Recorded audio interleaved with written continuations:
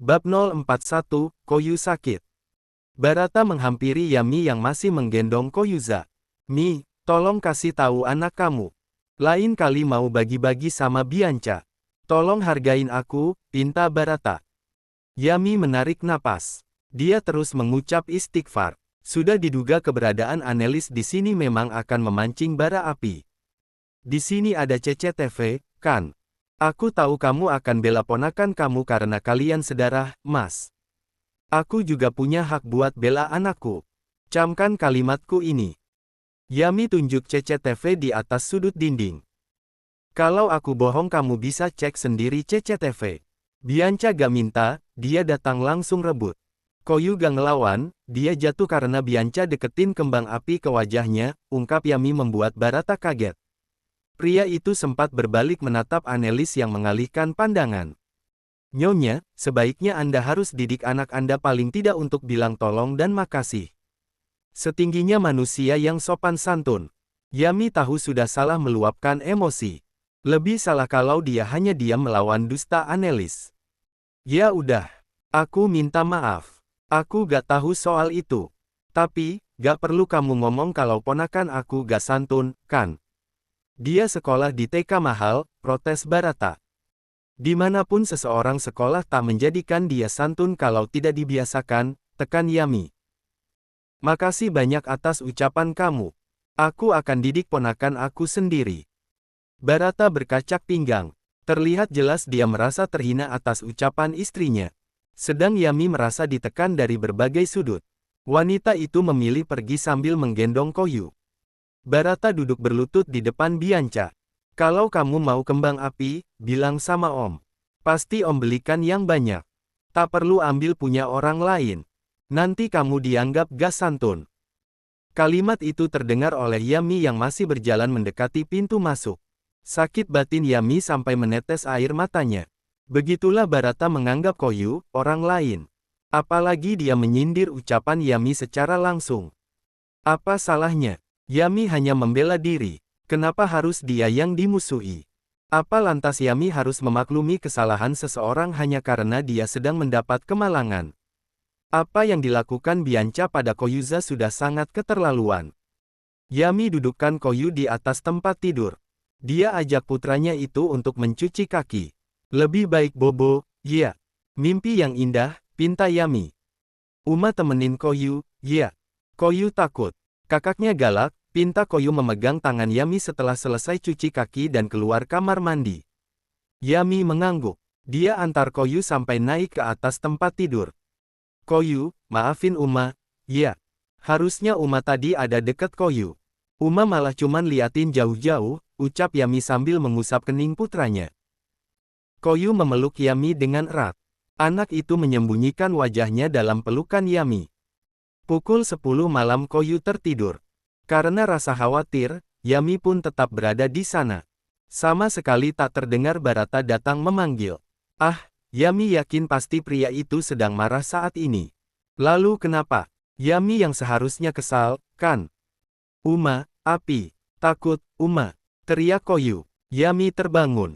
Dia tersentak melihat keringat di wajah Koyu yang sudah bercucuran. Sekilas saja Yami bisa merasakan tubuh Koyu panas. Anak itu terus mengingau, mengucap rasa takut. Yami turun dari tempat tidur. Dia membuka kotak P3K di kamar Koyu dan mencari obat pengompres panas. Yami tempelkan benda itu di kening Koyu perlahan, menjaga agar anak itu tidak kaget dan bangun. Digendong tubuh Koyu semalaman sambil sesekali dicek suhu tubuhnya. Yami berharap digendong dan dipeluk begitu membuat putranya lebih tenang. Syukur menjelang subuh, panas tubuh Koyu menurun. Anak itu bahkan bangun dan minta Yami menemani salat subuh. Pagi hari, Yami keluar kamar untuk menyiapkan sarapan. Saat itu dia berpapasan dengan Barata yang sudah mengenakan pakaian untuk kerja. Kayaknya kamu terlalu sibuk ngurus anak kamu sampai lupa kalau punya suami. Kali ini sindiran Barata semakin menekan luka yang sempat tergores semalam. Apa perlu kamu bicara sampai sekasar itu? Koyu demam semalaman. Dia trauma sampai teriak ketakutan. Kamu kasih pengertian sedikit, Mas. Ucap Yami kesal sambil turun ke tangga. Yami pergi ke dapur memastikan Bilala sudah masak. Sejak nenek tiada mereka berhenti memesan catering. Rasa masakan itu membuat rindu pada sosok nenek. Satu persatu masakan Yami bantu bawa ke meja makan. Annelies terlihat keluar dari kamar tamu menuju ruang makan. Dia ambil kursi dan duduk di tempat yang harusnya Yami duduk di sana karena tepat di samping kursi Barata. "Kenapa?" tanya Annelies melihat mata Yami melotot. Sedang Yami hanya menggeleng. Barata pun tak terlihat berniat meminta Annelies pindah. Tanpa pamit, Yami membawa makanan dalam nampan ke kamar Koyu.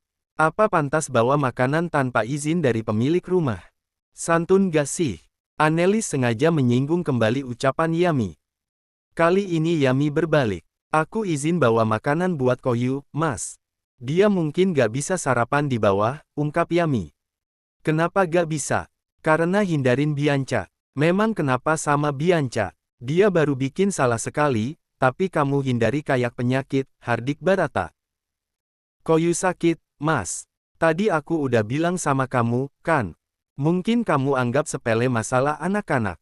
Tapi, anakku trauma. Yami tak sanggup lagi bagaimana dia bisa menjelaskan. Kamu tinggal panggil psikolog, kan? Gak usah bikin ribet. Lagian Koyu anak lelaki. Mentalnya harus dibuat lebih kuat. Kamu sering manjain dia soalnya. Kenapa kamu gitu ke Koyu, sih? Emang dia bukan anak kamu. Tapi dia gak punya salah apa-apa sampai kamu harus sinis ke dia. Dia aja anggap kamu kayak ayahnya. Yami simpan nampan di atas meja. Tapi aku bukan ayahnya, kilah Barata. Yami naik ke lantai atas tanpa membawa makanan. Dia pun tak melanjutkan pembicaraan. Akan lebih baik dia menjauhi perdebatan apalagi dengan suaminya sendiri. Yami pesan bubur lewat aplikasi online. Sedang Koyu masih tertidur sambil memeluk robot mainan. Air mata Yami menetes lagi. Suaminya seperti memaksa harus memilih antara Koyu dan rumah tangga. Dia tak tega kalau suatu hari nanti Koyu akan dengar sendiri bagaimana Barata menganggapnya hanya sebagai anak yang menumpang di rumah mereka. Tak ada kata maaf bahkan yang Barata ucapkan pada Yami saat pria itu pergi kerja. Bianca dan Annelies pergi dengan mobil pribadi, menjaga agar Baginda tidak tahu kalau ibu dan anak itu ada dalam perlindungan Barata. Uma, papa malah masih? Tanya Koyu karena Barata tak datang menjenguk. Gak, papa cuma sibuk. Koyu gak perlu nunggu papa, pinta Yami. Koyu mau main sama papa, ucap anak itu meski wajahnya pucat dan terlihat lemah. Dokter yang Yami panggil pun menyarankan agar Koyu dibawa ke psikolog. Koyu yang tubuh tanpa ayah memang jauh lebih rentan secara psikologis. The next day. Bab 042, Main Layangan. Kalau memang Koyu lebih lemah secara psikis dari anak lain memang kemungkinan terjadi untuk anak yang dibesarkan single parent. Bahkan secara fisik pun dia lebih mudah sakit. Jadi kejadian ini bukan sesuatu yang mengherankan. Jangankan anak yang rentan, kita saja orang dewasa kalau tahu ada api yang hampir menyambar ke wajah pasti akan takut setengah mati, jelas psikolog. Jadi saya harus gimana, Bu? Tanya Yami bingung. Koyu pasti akan selalu menuntut sosok ayah. Dia anak laki-laki. Secara alamiah ingin meniru perilaku lelaki lain yang disebut ayah. Kedekatan dengan sosok ayah akan membuat dia menemukan kepribadiannya sendiri. Memang Nyonya tidak bisa menemukan ayah kandungnya. Yami dengan yakin menggelengkan kepala. Orang-orang yang kenal dengan kakak saya tidak ada yang mau angkat bicara. Sepertinya sengaja ditutupi. Gak tahu karena apa. Rasa sesal Yami sudah tak bisa terbendung. Sejauh ini Anda mengasuh Koyu dengan baik. Meski bukan ibu kandungnya, Koyu juga terlihat sehat meski tidak mendapatkan ASI sama sekali. Hanya tetap tidak ada pengasuhan sesempurna dengan orang tua kandung yang pengertian. Meski begitu jangan merasa sedih atau kecewa. Banyak anak diasuh orang tua kandung pun mengalami masalah psikis karena orang tua tak pengertian. Pulang dari psikolog Yami banyak termenung hingga di mobil pun beberapa kali Koyu harus menepuk, baru Yami menjawab pertanyaan putranya. Uma gak lamun telus. Istighfar, Uma, nasihat Koyu. Yami tersenyum. Dipeluk putranya dengan erat. Astagfirullah. Maafin Uma, ya. Abis Uma khawatir sama Koyu. Apalagi Koyu panasnya naik turun. Sekarang udah baik, kan? Koyu mengangguk. Tadi kakaknya baik. Koyu main sana lagi boleh? Pinta Koyu. Dia tak sadar kalau tengah diobservasi. Hasilnya cukup membuat Yami merasa bersalah. Bahkan Koyu tak bisa membuat keputusan sendiri tanpa dinasihati orang dewasa. Dia juga cenderung diam, tak inisiatif mengajak anak lain berteman. Bahkan untuk mengambil mainan yang ada di sana saja, Koyu harus melihat sekitar cukup lama memastikan mainan itu tak diinginkan anak lain. Baru dia ambil. Kasihan anakku. Gimana kamu kalau Uma gak ada? Uma bersyukur dulu gak ninggalin kamu ke orang lain. Kalau enggak, seumur hidup Uma akan merasa bersalah sama kamu. Padahal kamu gak salah apa-apa. Kenapa harus kamu yang menanggung dosa orang tua kamu? Batin Yami sambil mengusap rambut Koyu. Tiba di rumah, Koyu salat zuhur dengan Yami. Setelah itu Yami langsung minta Koyu tidur siang. Tak ingin mengganggu anak itu, Yami pergi ke kamar dan menangis di sana.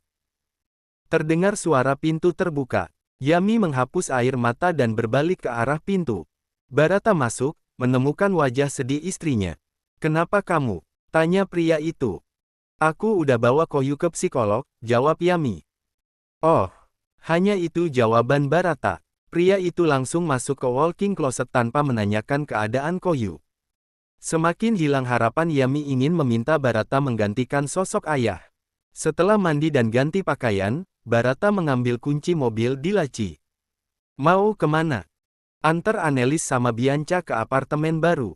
"Di sini juga buat apa?" "Nanti anak kamu sakit lagi," jawab Barata. "Mas, aku gak mikir Bianca bikin Koyu sakit. Itu cuman kecelakaan. Yang aku permasalahkan sikap Nyonya Annelies lihat anaknya berbuat begitu." "Apa salah?" Yami mencoba menekankan duduk masalahnya.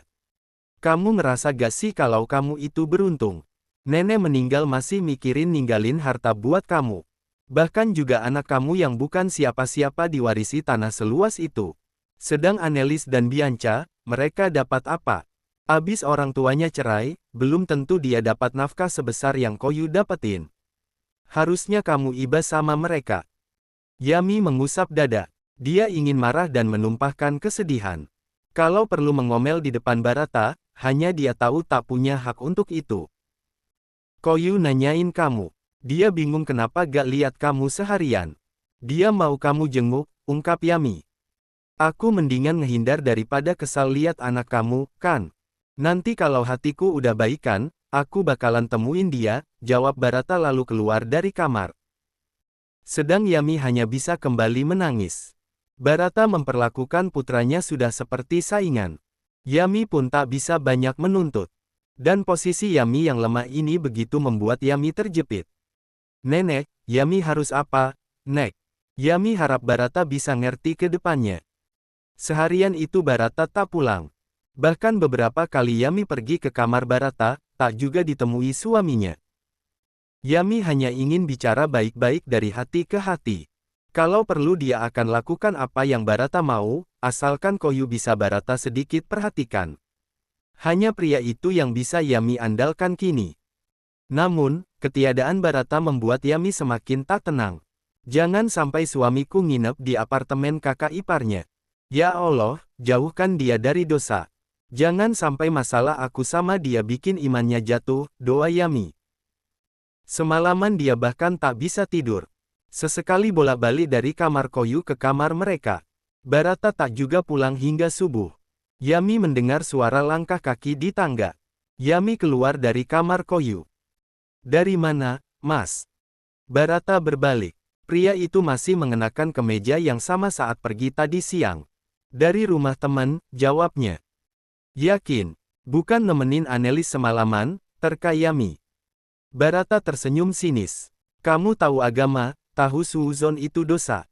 Apalagi buruk sangka sama suami sendiri," rajuk Barata. "Terus teman yang mana? Apa salahnya buat hubungin istri kamu, kan? Bukan bikin aku gak tenang karena semalam nungguin kamu pulang," keluh Yami. "Kamu sibuk ngurus anak kamu.